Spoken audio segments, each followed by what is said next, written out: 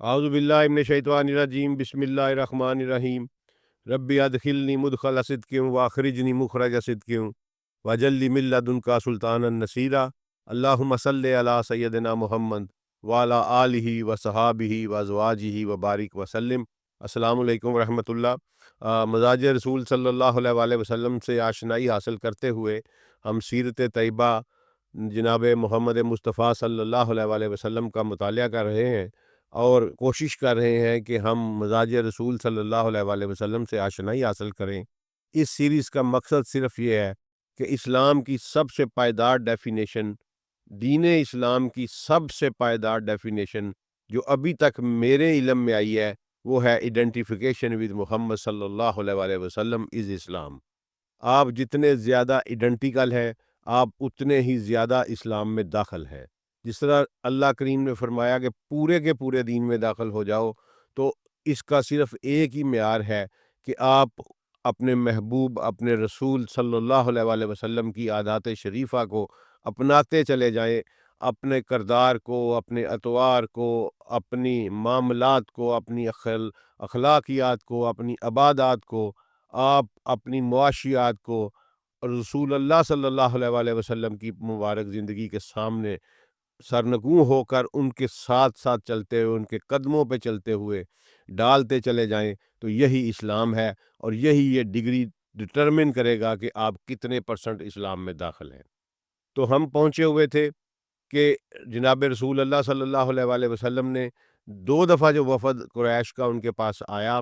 تو جناب آپ نے ان کو ریجیکٹ کر دیا، بلکہ ان کو الٹا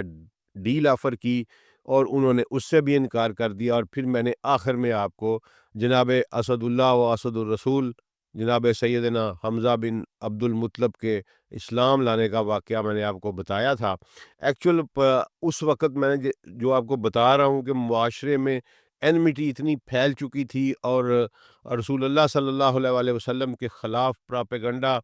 اتنا زیادہ تھا کہ رسول اللہ صلی اللہ علیہ وآلہ وسلم انفلوئنشل پرسنالٹیز کی بہت شدت سے ضرورت محسوس کر رہے تھے۔ اگرچہ اللہ تعالیٰ نے جس طرح سورہ والضحیٰ میں فرمایا کہ آپ کو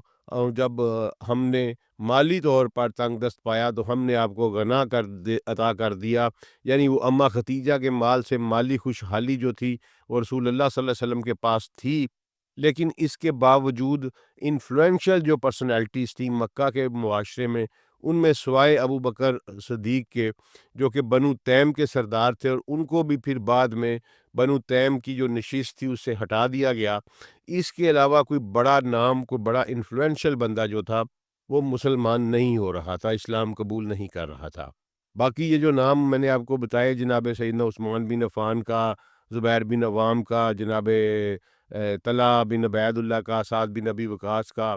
عبد الرحمن بن عوف کا، تو یہ لوگ اگرچہ اسلام قبول کر چکے تھے، لیکن ان کا انفلوئنس، پولیٹیکل اور سوشل انفلوئنس اس طرح اتنا زیادہ سوسائٹی پہ نہیں تھا جس طرح کا انفلوئنس جو تھا وہ نضر بن حارث، عاص بن وائل، ولید بن مغیرہ، اس طرح کے لوگ جو تھے، یا ابو جہل، عمر بن حشام، ابو سفیان، یہ سارے لوگ جس طرح کا انفلوئنس سوسائٹی میں انجوائے کرتے تھے، یہ اس طرح کا انفلوئنس یہ شخصیات نہیں رکھتی تھیں، کیونکہ ان میں سے کچھ تو بہت ینگ تھیں، اور کچھ لوگ جو تھے وہ اپنے اپنے قبیلے کی سیکنڈ تھرڈ ٹیئر کی قیادت میں آتے تھے۔ تو اس لیے رسول اللہ صلی اللہ علیہ وآلہ وسلم کچھ چند انفلوئنشل پرسنالٹیز کا بہت شدت سے جو ہے وہ خواہش رکھتے تھے کہ کچھ لوگ ایسے اسلام قبول کریں جن کا سوشل امپیکٹ اور جن کا پولیٹیکل امپیکٹ جو ہے وہ سوسائٹی کے اوپر بڑا ویزیبل ہو۔ تو اسی سلسلے میں نبی کریم صلی اللہ علیہ وآلہ وسلم نے بارگاہ رسالت میں ہاتھ اٹھائے اور فرمایا کہ یا رسول اللہ، یا اللہ، میرے مالک، اسلام کو عزت بخش ان 2 شخصوں کے ذریعے سے، ایک عمر بن حشام کے ذریعے سے، اور یا عمر بن خطاب کے ذریعے سے، اور اگر تو میری چوائس پوچھتا ہے تو اے اللہ میں عمر بن خطاب کو پسند کرتا ہوں۔ یہ اس آغاز ہے۔ اب اس کے بارے میں اب آپ کو تھوڑا سا حیران کرنے جا رہا ہوں کہ جو واقعہ ہمیں کتابوں میں پڑھایا گیا اور بالکل ہمیں سمجھیں ایک ایک بچے کو ازبر طور پر یاد کرایا گیا، اور اس میں یہ کہا گیا کہ عمر ابن الخطاب ننگی تلوار لے کر جناب رسول اللہ صلی اللہ علیہ وآلہ وسلم کی جان لینے کے در پہ ہوئے، اور گھر سے اس ارادے سے نکلے کہ جناب رسول اللہ صلی اللہ علیہ وآلہ وسلم کی جان لے لیں گے۔ یہ واقعہ جو سنایا گیا، میں نے اس کی سیر حاصل تحقیق کی ہے، اور یہ 100% اگر ہم اس کو اس کسوٹی پہ رکھ کر پرکھیں جس کے اوپر ہم تمام احادیث اور روایات کو پرکھتے ہیں، تو یہ واقعہ کسی صورت بھی سچائی کے معیار پر پورا نہیں اترتا، بلکہ یہ واضح طور پر انکلکیٹ کیا گیا ہے۔ یہ واقعہ سمجھ لیں کہ انفرنج کیا گیا یا انکلوڈ کیا گیا ہے اسلام کی ہسٹری کے اندر۔ اصل واقعہ یہ نہیں ہے، اصل واقعہ اس سے بہت مختلف ہے، اور ہمارے جو علماء اکرام کی جو کلاس ہے وہ اس واقعہ کو ایک بڑی پرٹیکولر وجہ کی وجہ سے وہ بیان کرنے سے نہیں پا جاتے ہیں، بیان نہیں کرتے، اور اس کے اگینسٹ وہ یہ والا واقعہ بیان کر دیتے ہیں کہ جناب تلوار لے کر رسول اللہ صلی اللہ علیہ وسلم کے خون کے در پہ ہو کر وہ اپنے گھر سے نکلے تھے۔ اچھا، لیکن یہ بات بالکل صریحاً ثابت ہے کہ رسول اللہ صلی اللہ علیہ وآلہ وسلم نے یہ دعا ضرور مانگی تھی، اور اس وقت رسول اللہ صلی اللہ علیہ وسلم ایک انفلوئنشل پرسنالٹی کی بڑی شدت کے ساتھ طلب اور خواہش محسوس کر رہے تھے۔ اچھا، اب یہ کیوں، سب سے پہلے اس بات پہ آتے ہیں کہ یہ غلط العام واقعہ کیوں جو ہے وہ مشہور کیا گیا۔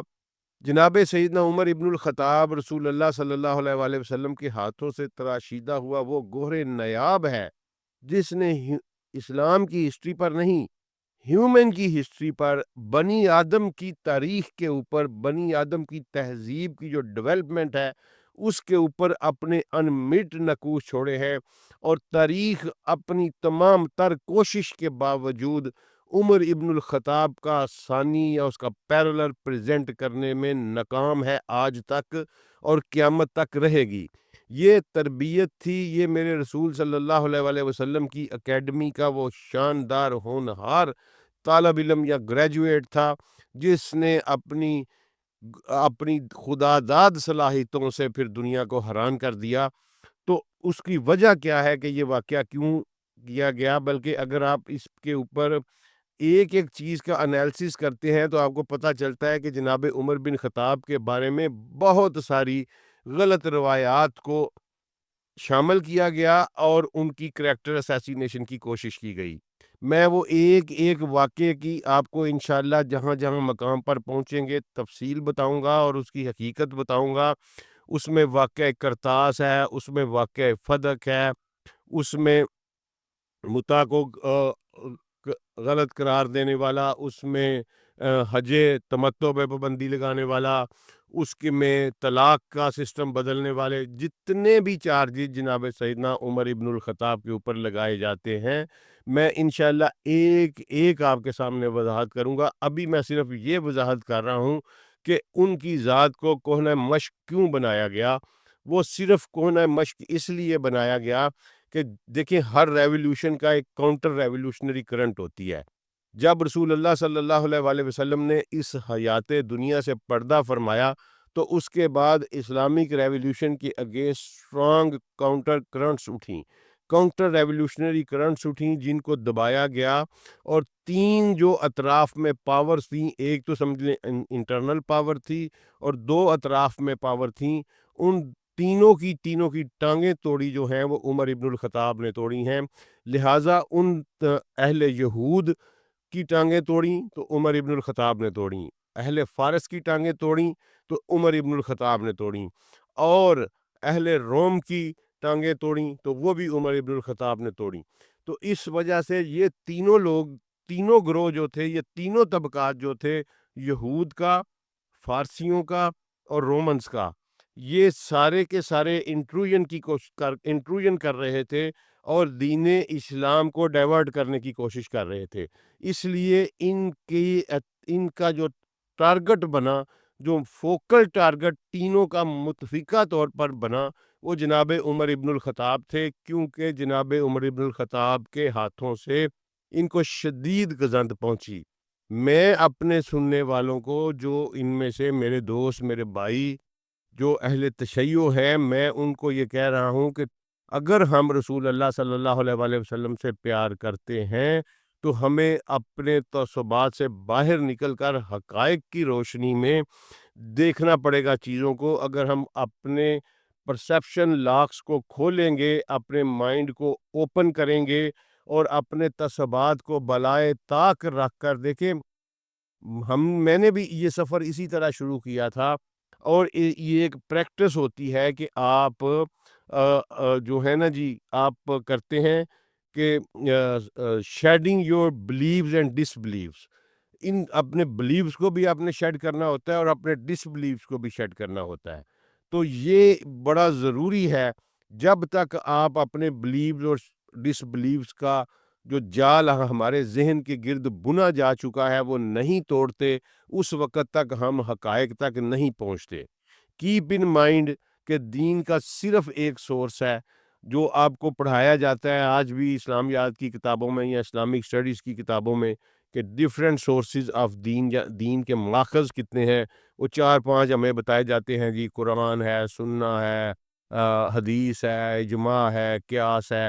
لائک اجتہاد ہے، لائک وائز۔ بالکل نہیں، دین کا صرف ایک سنگل سورس ہے، سنگل سورس ہے، اور اس کا نام ہے محمد رسول اللہ صلی اللہ علیہ وآلہ وسلم۔ جو رسول اللہ صلی اللہ علیہ وآلہ وسلم کی زبان مبارک سے، ان کے ایکشن سے، ان کی نفی سے، ان کے امر سے، ان کے معروف سے، ان کی عادات سے، ان کے کھانے پینے، اٹھنے بیٹھنے، چلنے پھرنے،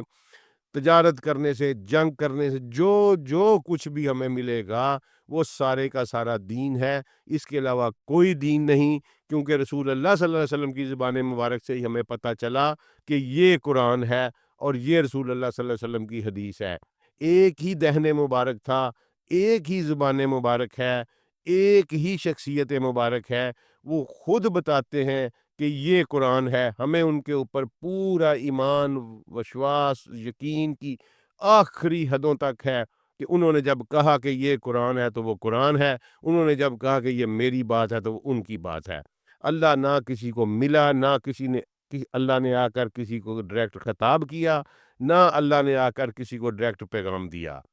جو کچھ ملا ہمیں رسول اللہ صلی اللہ علیہ وآلہ وسلم کی ذات مبارکہ سے ملا، اور اس لیے ہمارے لیے سنگل سورس آف دین جو ہے وہ محمد رسول اللہ صلی اللہ علیہ وآلہ وسلم ہے۔ اور یہ بات کس طرح مانی جا سکتی ہے کہ رسول اللہ صلی اللہ علیہ وآلہ وسلم جس شخص کے لیے ہاتھ اٹھائیں، اور پھر رسول اللہ صلی اللہ علیہ وسلم جس شخص کو ساری زندگی اپنے دائیں بائیں بٹھاتے رہیں، ان کے پر اس طرح طرح طرح کے الزامات لگائے گئے، اس کی صرف ایک ہی ریزن ہے کہ کاؤنٹر ریولیوشنری کرنٹس جو اسلامک لٹریچر میں آئیں، اسلامک عقائد میں آئیں، ان ساروں کا جس طرح میں نے آپ کو بتایا تھا کہ کربلا کا آغاز بدر سے ہوا، اور مولا علی کے خلاف جو اتنا بڑا پراپیگنڈا کیا جاتا ہے، اور یہ جو اور سارا کچھ کیا گیا، وہ صرف اس وجہ سے تھا کہ مولا علی علیہ السلام کی تلوار سے بہت سارے کفار جو تھے وہ واصل جہنم ہوئے، ان کی اولادیں جو تھیں وہ ان کے ساتھ بغض اور کینہ رکھتی تھیں۔ اسی طرح جناب عمر ابن الخطاب کے ہاتھوں سے، ان کی پالیسیز کی وجہ سے، ان کی گراں قدر قیادت کی وجہ سے، رومن، ایران اور یہودیوں کے تختے الٹ دیے گئے اور ان کی کمر توڑ دی گئی۔ اسی لیے یہ تینوں لوگوں نے، یہ تینوں طبقات جو ہیں جناب عمر کے خلاف ایک خاص قسم کا بغض اور کینہ رکھتے ہیں۔ ان کے اسلام لانے کے واقعے پہ جانے سے پہلے میں آپ کو بتانا چاہتا ہوں، ایک انٹروژن دینا چاہتا ہوں کہ کس طرح انٹروڈ کیا گیا اور اسلام کو کس طرح چینج کر کے دین سے لا کے مذہب کی سٹیج پر کھڑا کیا گیا۔ اس میں خالی بنو امیہ کا فیکٹر نہیں ہے، اس میں اور بہت سارے فیکٹر ہیں، اور اس میں سب سے بڑا ایک اور فیکٹر جو بالکل بنو امیہ کے فیکٹر کے پیرلر کھڑا نظر آتا ہے، وہ ایرانین انٹیلیجنسیا کا کردار ہے۔ یہ کردار اگر آپ نے دیکھنا ہے تو اس کی صرف ایک مثال میں آپ کے سامنے دیتا ہوں۔ آپ ذرا ٹھنڈے دل سے، بڑے آرام سے پانی کا گلاس پی کے، سکون کے ساتھ بیٹھ کے ذرا میری بات کو سمجھنے کی کوشش کریں کہ فار ایگزامپل میرا نام عبدالسلام ہے، میں آپ کو کہتا ہوں کہ جناب میرا نام عبدالسلام ہے، آپ مجھے بار بار کہتے ہیں کہ زاہد زاہد زاہد۔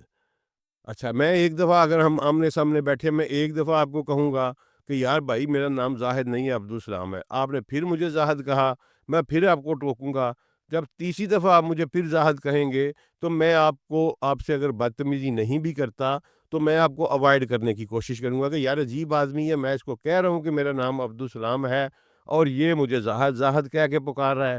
تو اسی طرح کیونکہ ہر لفظ کی، جو میں آپ کو بات بتاتا ہوتا ہوں کہ ہر لفظ کی ایک سائیکالوجی ہوتی ہے، اور ہر لفظ جو بولا اور سنا اور سمجھا جاتا ہے وہ آپ کی سائیکالوجی کے اوپر اثر رکھتا ہے۔ اسی طرح ایک چھوٹی سی اگزامپل میں اور دیتا ہوں آپ کو کہ ہم اردو والے سمجھتے ہیں یا فارسی والے بھی سمجھتے ہیں کہ یہ لفظ فارسی سے آیا ہے کہ شوربہ ایک چیز ہے، ہمارے گھروں میں روزانہ تقریباً ہر گھر میں یہ لفظ بولا جاتا ہے، ہر گھر میں یہ ہر روز یہ ڈش پکتی ہے کہ ہم کہتے ہیں جی شوربہ۔ شوربے اگر کوئی باہر والا بندہ جب اس کو ٹرانسلیٹ کرے گا، جب کوئی ایسا بندہ جو یہ ہمارے کلچر سے واقف نہیں ہوگا، ایلین ہوگا، وہ جب صرف بکش نالج کے اوپر جائے گا تو وہ جب شوربہ کو ٹرانسلیٹ کرے گا تو وہ یہ کہے گا کہ شور کا مطلب نمک ہے، با کا مطلب پانی ہے، اس کا مطلب ہے کہ نمکین پانی کو شوربہ کہتے ہیں۔ حتیٰ کہ لیکن ہم سب جانتے ہیں کہ یہ غلط بات ہے، نمکین پانی کو شوربہ نہیں کہتے، شوربہ کی ایک خاص انگریڈینٹس ہوتے ہیں جس کو ہم شوربہ کہتے ہیں۔ تو یہ شوربہ کا ایک میں نے آپ کو اگزامپل دیا کہ ورڈز کی سائیکالوجی کس طرح اثر انداز ہوتی ہے، اور ٹرانسلیٹ کرنے سے جو کہ ایلین ہوں، جو کلچر سے نہ واقف ہوں، وہ ٹرانسلیٹ جب کرتے ہیں تو کس طرح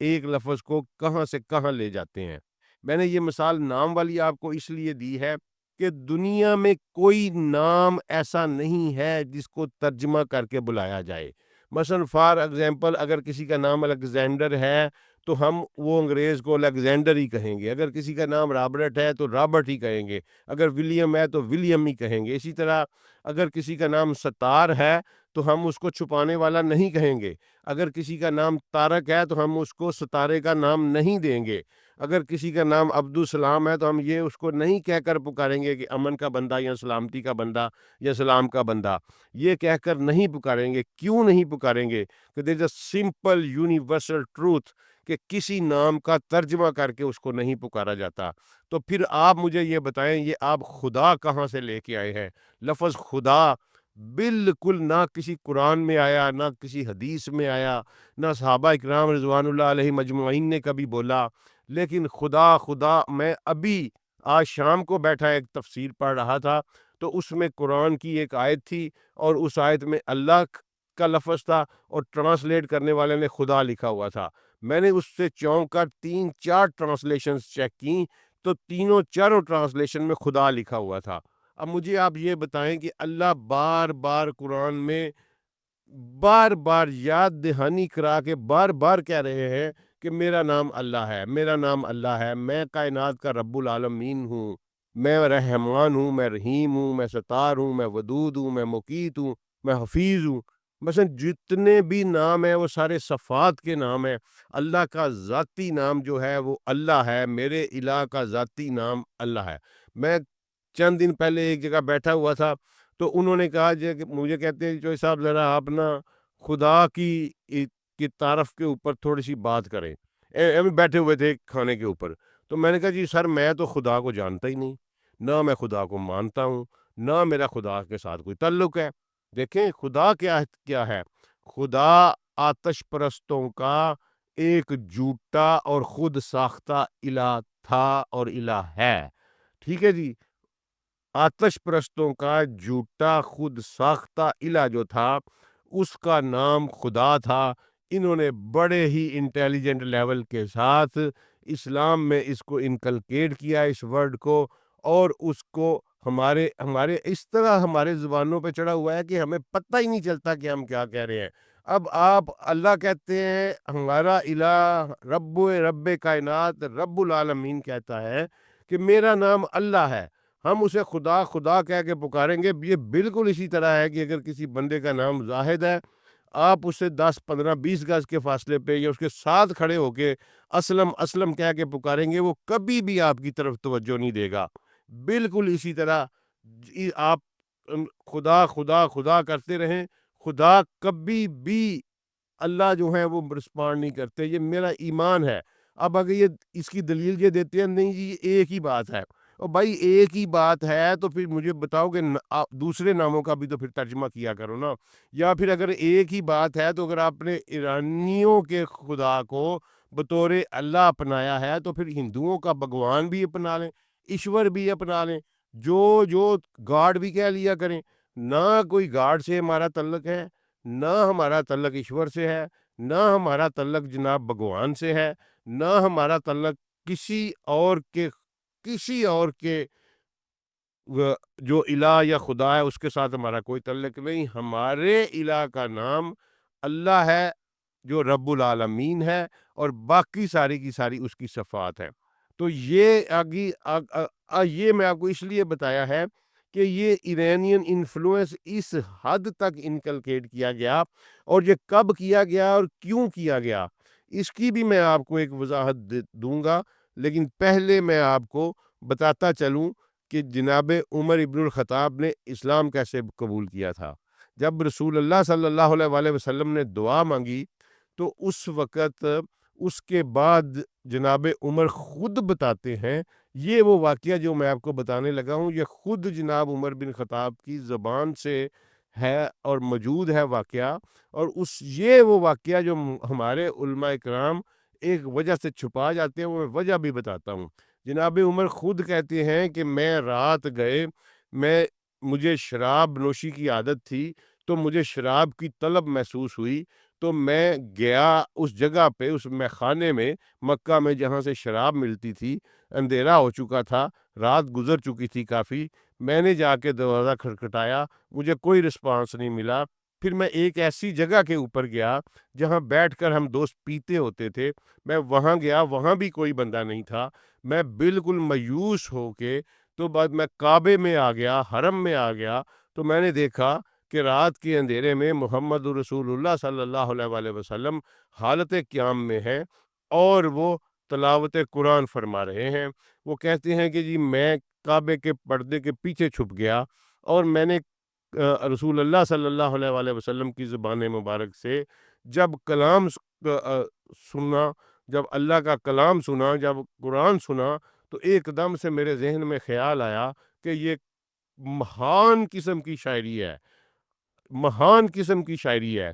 تو کہتے ہیں جب میرے ذہن میں یہ خیال آیا تو رسول اللہ صلی اللہ علیہ وسلم نے وہ آیت پڑھی جس کا مطلب ہے کہ یہ شاعری نہیں ہے۔ میں نے جب یہ ایک دم سے کہتے ہیں میں حیران ہوا، میں نے کہا او ہو یہ تو بہت بڑا جادوگر ہے، تو ایک دم سے رسول اللہ نے اگلی آیت یہ پڑھی کہ یہ جادو بھی نہیں ہے۔ اچھا، میں کہتی ہیں جی میں اتنا حیران ہوا، جو میرے ذہن میں خیال آ رہا تھا رسول اللہ صلی اللہ علیہ وسلم وہی آیت پڑھتے چلے جا رہے تھے۔ کہتے ہیں میرا جسم پسینے سے شرابور ہو گیا، اور میں دنیا اور مافیا کی خبر کو بھول گیا، اپنے ہوش و حواس کھو بیٹھا، اور اسی حالت میں چلتا ہوں میں واپس آیا، اور یہ اسلام کے اوپر میرا داخلہ تھا۔ اتنی بات جناب عمر بن خطاب بتاتے ہیں، اور رسول اللہ صلی اللہ علیہ وآلہ وسلم نے جب دعا مانگی اللہ کریم سے، تو یہ انہوں نے رسول اللہ صلی اللہ علیہ وسلم نے اس سے تیسرے دن، اس دعا کے تیسرے دن، یعنی اس دن سے ایک دن پہلے جناب حمزہ بن عبد المطلب مسلمان ہو چکے تھے، وہ بھی ایک بنو ہاشم کی تگڑی شخصیت تھے۔ اچھا، دوسرے نمبر پہ جناب عمر ابن الخطاب رسول اللہ صلی اللہ علیہ وسلم کی در اقدس پر حاضر ہوئے، اور رسول اللہ صلی اللہ علیہ وآلہ وسلم نے عمر ابن الخطاب کے دامن کو پکڑ کر جھٹکا، ٹھیک ہے جی، زور سے جھٹکا دیا دامن کو پکڑ کے، اور کہا کہ عمر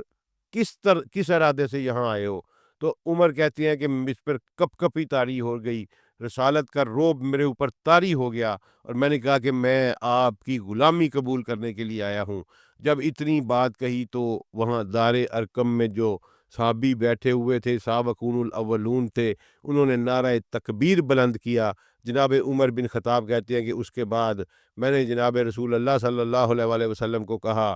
کہ ہم چھپ کر نماز نہیں پڑھیں گے، تو رسول اللہ صلی اللہ علیہ وآلہ وسلم نے میرے ساتھ ایگری کیا تو ہم با جماعت طریقے سے نکلے، اور اس طرح نکلے کہ ہم نے ایک لائن بنائی، اور رسول اللہ صلی اللہ علیہ وآلہ وسلم آگے تھے، اور لائن میں ایک سب سے آگے میں تھا، اور سب سے پیچھے حمزہ عبد المطلب تھے، اور ہم نے ننگی تلواریں دونوں نے اپنے ہاتھوں میں پکڑی ہوئی تھیں، اور ہم نے جا کے کعبے میں اعلان کیا، ہم دونوں نے ان دونوں کی دہشت اور خوف کی وجہ سے، ان دونوں کے کی پرسنالٹی کے اورا کی وجہ سے کسی بھی کافر، کسی مشرک کو یہ جرت نہیں ہوئی کہ وہ آ کے ان کو نماز سے روکتا۔ تو اس طرح یہ پہلی نماز 6 نبوی میں خانہ کعبہ میں علانیہ جو پڑھی گئی، اس کے روح رواں رسول اللہ صلی اللہ علیہ وآلہ وسلم کے ساتھ پیچھے ان کی اقتداء میں جناب عمر ابن الخطاب تھے، اور جناب حمزہ بن عبد المطلب تھے۔ ان کی پرسنالٹی کے اورا کی وجہ سے اسلام کو پہلی نماز باجماعت خانہ کعبہ کے مسلح پر نصیب ہوئی۔ یہ نصیب ہے جناب عمر ابن الخطاب کا اور جناب حمزہ ابن عبد المطلب کا۔ یہ دو گراں قدر شخصیات تھیں جنہوں نے پھر آگے چل کر اسلام کے اوپر اپنے اسی طرح گراں قدر امپیکٹ اور افیکٹ بھی چھوڑا۔ یقیناً آج آپ کا بہت بڑا بت ایک ٹوٹا ہوگا کہ عمر ابن الخطاب والے واقعے کو میں نے غلط کہا۔ یقین کریں کہ میں نے ٹوٹل جتنا شعور میرے پاس تھا، جتنی کاوش میرے پاس تھی، میں نے اس واقعہ کو ہر جگہ سے ڈھونڈ کے کوشش کی کہ کہیں سے یہ سچ بن جائے۔ یہ سچ نہیں بن سکا۔ یہ کسی قانون، کسی فارمولے، کسی کے تحت بھی یہ سچی روایت نہیں ہے۔ یہ بغض عمر میں ہمارے لٹریچر میں جو ہے وہ کی گئی ہے، اور ہمارے علماء کیوں دوسری روایت کو چھپاتے ہیں؟ کیونکہ اس میں سیدنا عمر شراب پینے کا ذکر کر رہے ہیں، اور یہ اپنی عادت بتا رہے ہیں کہ میں نوشی کا عادی تھا، تو میں اس لیے گیا۔ صرف اس وجہ سے اس کے اوپر پردہ ڈال دیتے ہیں، حتیٰ کہ ان جاہلوں کو یہ نہیں پتہ کہ رسول اللہ صلی اللہ علیہ وآلہ وسلم کے قتل کا ارادہ کرنا اور شراب پینے کا ارادہ کرنا زمین آسمان کا فرق ہے۔ شراب پینے کا ارادہ کرنا کچھ بھی نہیں ہے، رسول اللہ صلی اللہ علیہ وسلم کی جان لینے کا ارادہ کرنا بہت بڑا جرم ہے، بہت بڑا جرم ہے۔ لہٰذا یہ بالکل غلط بات ہے۔ جو اصل بات ہے ان کے ایمان لانے کی، وہ میں نے آپ کو بتا دی ہے۔ اس میں اگر کہیں ان کے اپنے بہن کے گھر جانا اور اس کا قرآن سننا بھی کوئی واقعہ آیا ہو تو اس کو بھی ایک لوپ کے ساتھ جوڑا جا سکتا ہے، لیکن کسی صورت میں بھی یہ تلوار لے کے نکل کے جناب رسول اللہ کو قتل کرنے والا ارادہ جو تھا، یہ بالکل غلط واقعہ ہے۔ اس کے اوپر نہ جائیں، اور دوسرا احتیاط کیا کریں۔ میں بھی احتیاط کرتا ہوں۔ ہمارے ذہنوں میں، ہماری زبان کے اوپر ایسے جیسے پتہ نہیں کوئی جادو کر دیا گیا ہے۔ خدا خدا یقین کریں اللہ نہیں سنے گا آپ کی، جب تک آپ اس کو اس کے اصل نام سے نہیں پکاریں گے۔ یہ ڈیویشن ہے اسلام میں، جو کہ ایرانین انٹیلیجنسیا نے انٹروڈیوس کروائی اور پھر اس کو پکا کر دیا، اور آج بھی اس پہ سیمنٹ لگایا جا رہا ہے، آج بھی اس پہ پکا کیا جا رہا ہے۔ ہمارا الہ اللہ ہے، جو رب العالمین ہے، جو رحمان ہے، جو رحیم ہے، جو حفیظ ہے، جو مقیت ہے، جو کریم ہے، جو ودود ہے۔ اللہ ہمیں اپنی تمام رحمت اور کرم سے نوازے۔ السلام علیکم ورحمۃ اللہ وبرکاتہ۔